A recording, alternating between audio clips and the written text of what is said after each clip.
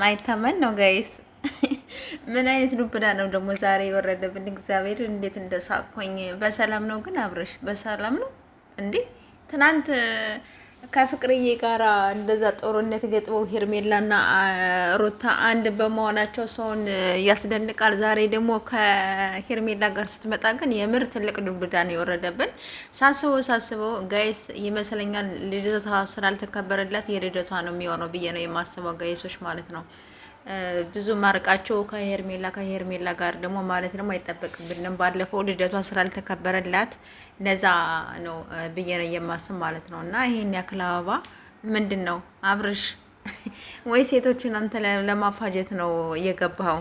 ወይኔ የጉዴ ዛሬ እግዚአብሔር እንዴት እንዴት እንደሆንኩ ማለት ነው። ለማንኛውም የመችህ አብርሽ። ሄርሜላዬ የኔ ውድ ማለት ነሽ፣ እንወድሻለን፣ እናከብርሻለን። በጣም ነው የምወድሽ ታውቂያለሽ። ጋይስ በላይ ግቡ። ለማንኛውም